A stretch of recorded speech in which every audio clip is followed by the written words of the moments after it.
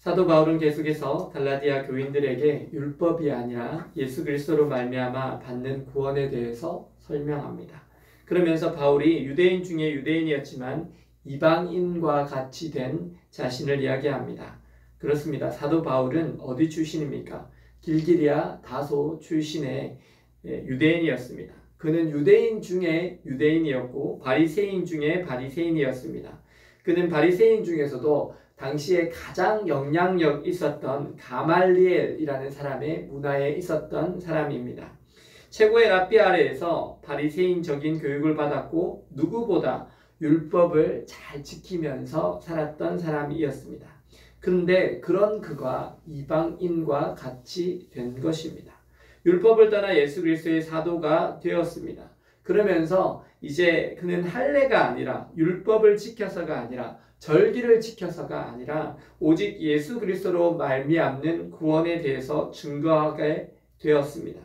이것이 바로 내가 너희들 이방인과 같이 되었다라는 사도 바울의 글의 의미입니다.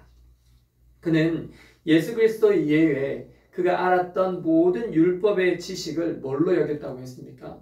배설물로 여겼다고 했습니다. 왜냐하면 그에게는 예수 그리스도를 아는 지식이 가장 고상하였기 때문입니다. 그리고 그는 이어서 자신이 갈라디아 교회를 세우기 위해서 전도하였던 시절을 회고합니다.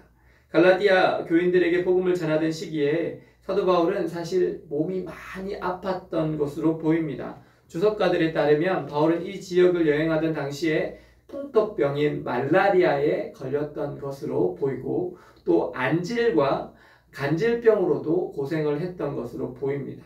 이 갈라디아 지역의 선교는 사도 바울이 미리 계획했던 것이 아니라 갑자기 그가 병들어서 어쩔 수 없이 갈라디아 지역에 머물 수밖에 없었던 것으로 보입니다. 갈라디아는 고원지대였고 바울은 병을 고치기 위해서 급지지역을 피해서 고원지대인 갈라디아로 갔던 것으로 추정이 됩니다. 그리고 그는 육체적인 연약함과 장애 가운데서도 복음을 전하고 교회를 세우고 예수 그리스도의 제자를 삼는 사역을 멈추지 않았습니다. 그 바울의 병이 당시에 갈라디아 지방의 사람들에게는 별로 좋지 않은 첫 인상을 주었음에도 불구하고 갈라디아인들은 바울을 아주 우호적으로 대우했던 것으로 보입니다. 그래서 바울은 그러한 그 갈라디아 지역의 사람들의 정말 태도에 대해서 극찬을 합니다. 충분히 너희가 나를 업신여길 수 있었는데 그렇게 하지도 않았고 나를 버리지도 않았고 그리고 오히려 바울을 천사와 같이 그리스도와 같이 영접했던 그들에 대해서 극도로 칭찬을 하면서 그것에 대한 하늘의 상급이 있음을 이야기합니다. 그런데 그렇게 아름다웠던 갈라디아 교인들의 모습이 그 복된 모습이 어디 있냐라는 것입니다. 왜 예수 그리스도를 믿는 믿음에 근거한 신앙을 너희가 저버리고 다시 구습인 유대교의 율법주의로 돌아가냐라는 것입니다. 눈을 빼어줄 정도로 아름다운 사랑과 헌신의 모습을 잃어버리고 율법자들의 게임에 넘어가서 나를 지금 원수로 여기냐라는 것입니다. 그러면서 분명히 율법주의자들의 의도를 알 것을 권면합니다. 율법주의자들은 바르고 경건한 의도에서 율법을 지키고 절기를 지키라는 것이 아닙니다. 그들의 의도는 성도들을 바른 진리에서 이탈하게 하고 예수 그리스도의 복음으로부터 멀어지게 하고 다시금 유대 사상으로 돌아가게 하려는 의도입니다. 그리고 갈라디아 교인들로 하여금 예수를 위한 헌신을 하도록 하는 것이 아니라 거짓 율법주의, 자신들을 위해서 헌신하고 열심을 내게 하려는 악한 의도가 있습니다. 그러면서 바울은 이제 더욱 어조를 높여서 갈라디아 교인들을 권면하려 합니다. 바울이 갈라디아 교인들에게 원하는 것은 단 한 가지입니다. 율법에서 자유롭게 되어서 이방인들과 하나가 되는 것. 율법의 속박과 멍에를 벗어버리고 오직 예수 그리스도로 말미암아 주 안에서 자유함을 누리는 것입니다. 그렇습니다. 우리는 할례를 행함으로 구원을 받지 않습니다. 율법을 지켜서 천국에 가는 것이 아닙니다. 절기를 지켜서 구원을 받는 것이 아닙니다.